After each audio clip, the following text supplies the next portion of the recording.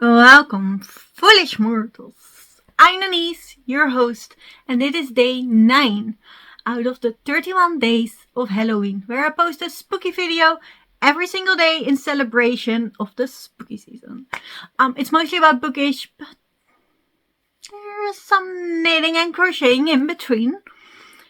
So subscribe if you want to follow for this spooky ride, if you dare. Today we're gonna talk all about all the spooky books on my shelves that I still need to read.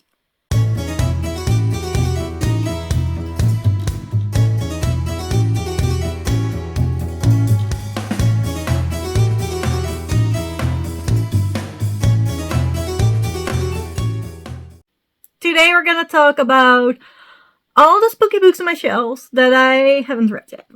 This video is recorded at just a bit before the spooky season, so there is a chance I get more books during October, but these are all the books I haven't read on my shelves right now. So I have a stack down here, but also this whole shelf is unread, and I really want to get to all of them this year. If that's gonna happen, we will see. So this video is basically a spoiler for all the content you're getting this month. So if you don't want that, bye. I'll see you in the next one. But if you're here for it, let's dive in the books. This is just at a random order that they're stacked. I had those same sort of books on the same place on my shelf, so they're somewhat correlating, but mostly random.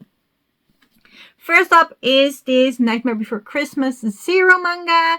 This is the Ultimate Edition, and it basically has all the Zero Journeys editions in it.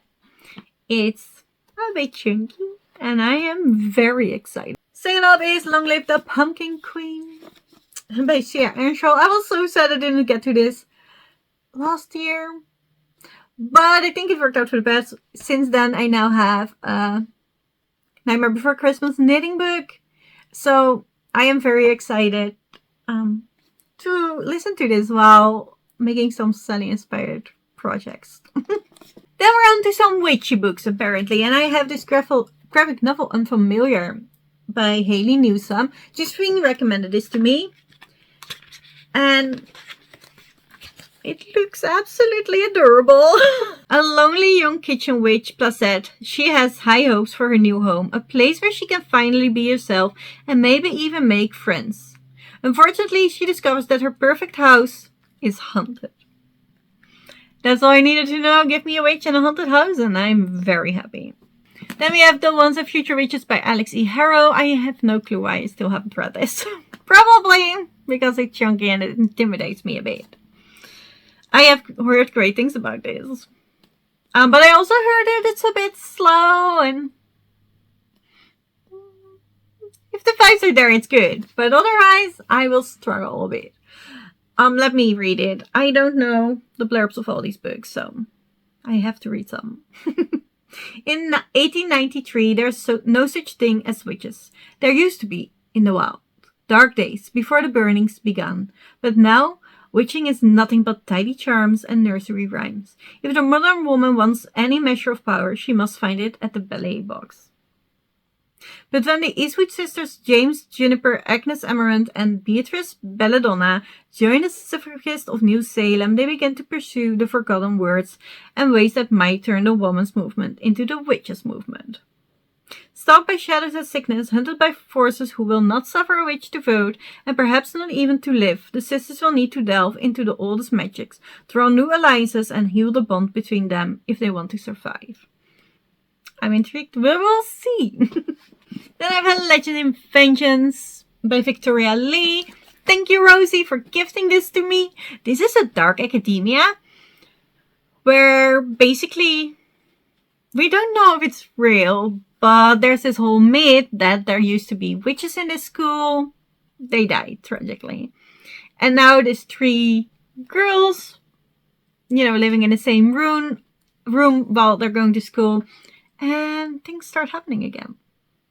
And that's all I know, and that's all I need to know. If there might be witches involved. Then we have Anatomy by Sanna Schwartz. This book gives me massive Frankenstein vibes. It is not a retelling, as I've been told.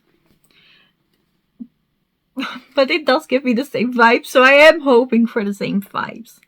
Because this is basically about a young girl who wants to be... This is about Hazel Sinnott, and she wants to be a surgeon, but also she's a woman. So, you know, they don't like that. So she has to work with this resurrectionist, which are also not very well liked, to become a surgeon. Because I believe she is accepted, finally, but then she may do her exams, but she cannot take lessons. So she has to practice somewhere else. And that's where the resurrectionist comes in, I believe. I get major Frankenstein vibes from this, so I'm very, very excited. Then I have the original Addams Family comics, The Evolution. It's still in Timber because I was pretty sure I was gonna read it immediately if I unwrapped it, and I want to save it for a video. This is by Chess Adams, and I am very excited. I'm very curious. I've never read the original comics. I am obsessed with the movies, and I love the Wednesday show. So now it's definitely time to get into the original comics. And then we're in the section middle grade. I have His Royal Hopelessness by Chloe Perrin. This came in the Tales by Mailbox. They now no longer exist. But this is about a boy who grows up in a villain family, basically. He's meant to be nasty, but he can only be nice. So I am very curious. I love this cover. It looks really good. It has a signed plate and a bookmark in it.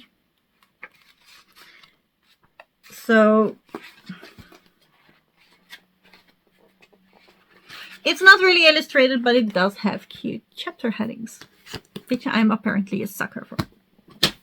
I also have The Curiosity House, The Shrunken Head by Lauren Oliver and Hazy Chester. This is about a museum of freaks, curiosities, and wonders.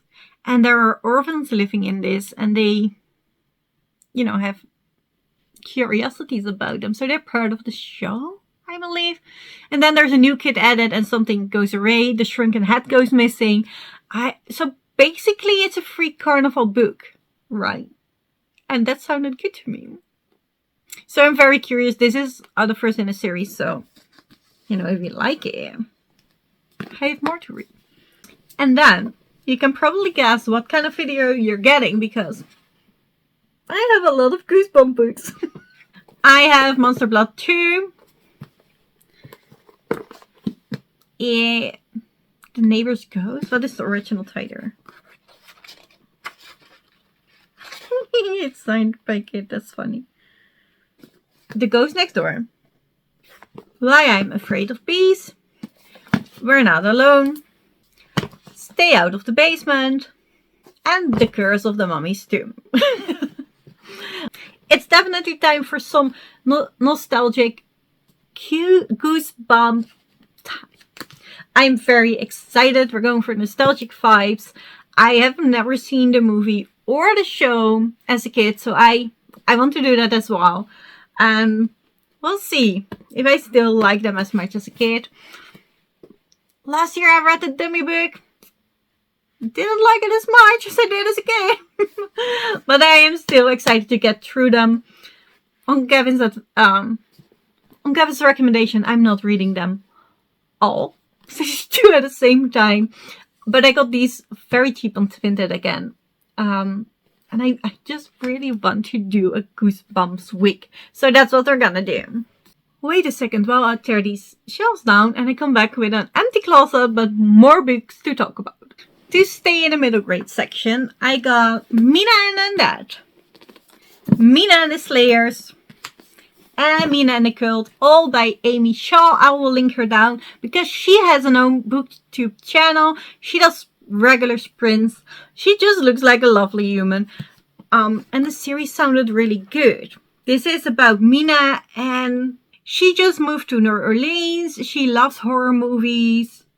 And, you know, New Orleans is known for that, right? So she wants to do all the tours, the vampire tours and stuff. She wants to uncover every dark secret in the city.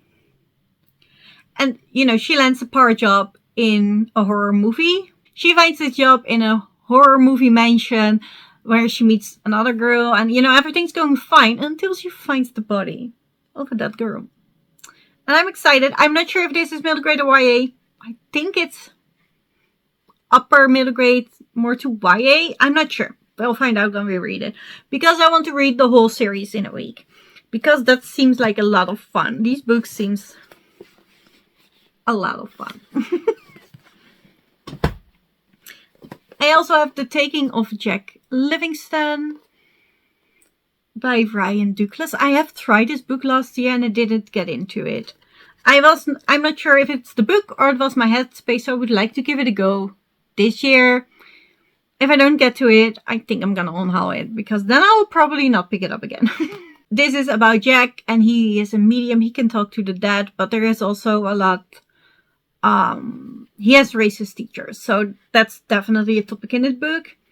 I haven't gotten to that yet. I just see him interact with the first ghost, and that's all, because he's being stalked by ghosts, basically. what I can remember from last year.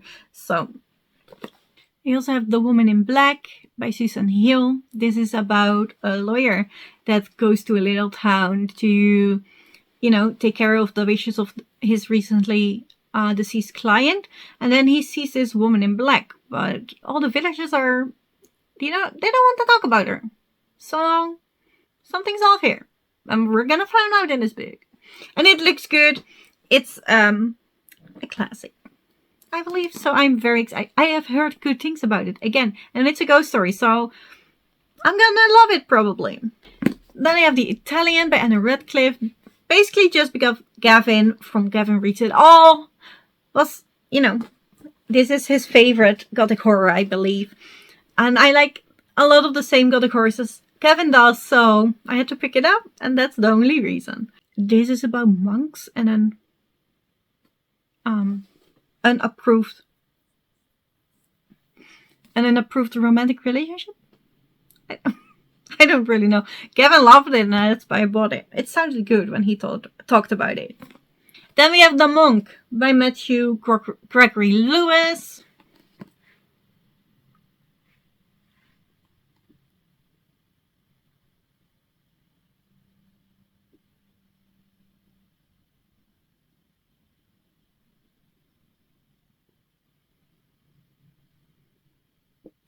This is about a monk who falls out of grace because of greed. And these it's a good horror, and it's, again, a classic. So I want to read it. I just want to read more of those. I don't have to know a lot when going in. So far, I pretty much loved all of them. So if it's a good horror classic, I'm gonna read it. Especially since they all have these pretty covers. Only 3 more books to go, and they're all by Grady Hendrix. Oh, that's not true. I lied. One is not. I have The House of Hunger by Alexis Henderson. I tried to get into this, but again, I was short of time last year. So I'm trying to do better this year.